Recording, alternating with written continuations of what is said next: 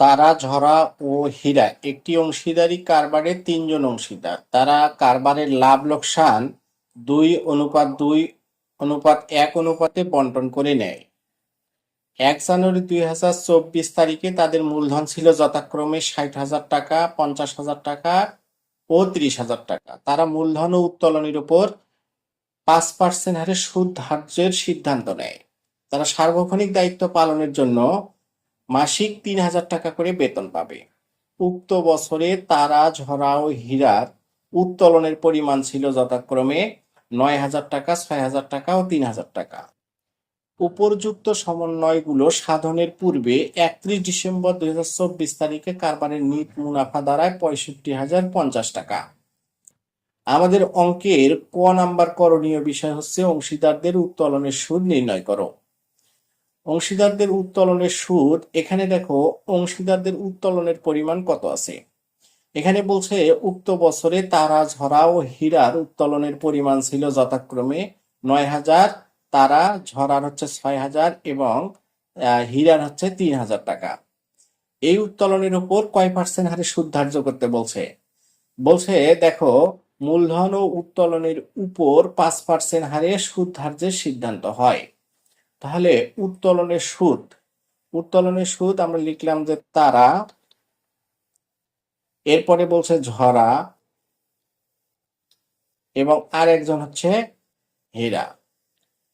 তারার উত্তোলনের পরিমাণ দেখো কত। তারার উত্তোলনের পরিমাণ বলছে যে তারার উত্তোলন ৯,০০০ টাকা। তাহলে ৯,০০০ টাকা,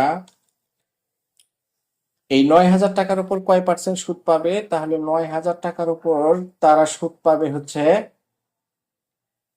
৯,০০০ গুণন, আমরা গুণ দেব যেহেতু এখানে গুণ কয় পার্সেন্ট বলছে ৫% পাবে, তাহলে ৫%।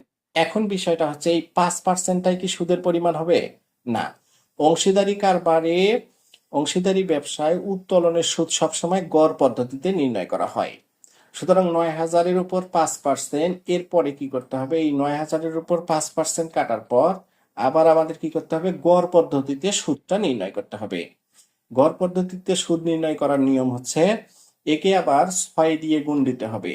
অর্থাৎ ৬ দিয়ে গুণ দেব আমরা, গুণ হবে ৬ এবং ভাগ হবে, এটাকে আবার আমরা ভাগ দেব কত দিয়ে? ভাগ দেব হচ্ছে ১২ দিয়ে। ভাগ দেব ১২ দিয়ে। এটি হচ্ছে আমাদের গড় পদ্ধতিতে সুদ নির্ণয়ের সূত্র। অর্থাৎ যে পরিমাণ উত্তোলন থাকবে সেই উত্তোলিত টাকাকে আমরা কি করব? সেই উত্তোলিত টাকাকে আমরা ৬ দিয়ে গুণন, ৫% কাটার পরে ৬ দিয়ে গুণ দেব এবং সবসময় ১২ দিয়ে ভাগ দেব। তাহলে এর উত্তোলনের সুদের পরিমাণ হবে আমাদের কত টাকা? এর টাকার পরিমাণ হবে ২২৫ টাকা। ২২৫ টাকা একবারে আমরা টাকার কলামে দেব, ২২৫।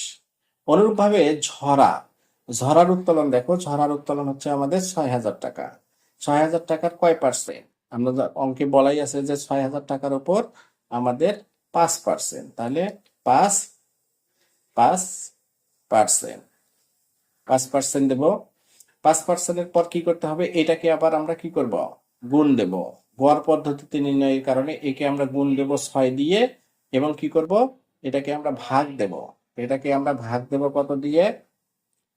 এটাকে আমরা ভাগ দেব হচ্ছে ১২ দিয়ে।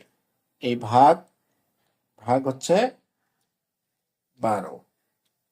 তাহলে এর উত্তোলনের সুদের পরিমাণ হবে আমাদের ১৫০ টাকা। অনুরূপভাবে হীরার উত্তোলনের পরিমাণ হচ্ছে আমাদের ৩,০০০ টাকা। ৩,০০০ টাকার ৫%, তাহলে গুণন ৫% এবং এটাকে কি করব? গুণন হবে ৬ এবং আমাদের ভাগ হবে ১২। তাহলে হীরার উত্তোলনের সুদের পরিমাণ হবে আমাদের কত টাকা?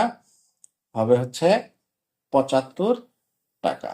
এটি হচ্ছে ৩ জনের উত্তোলনের সুদের পরিমাণ। এর পরের অঙ্কে খ অংশ অর্থাৎ অংশীদারদের লাভ লোকসান আবন্টন হিসাব প্রস্তুত করা হয়েছে। চ্যানেলটি সাবস্ক্রাইব করে অবশ্যই পরের ভিডিওটি দেখবে। ধন্যবাদ।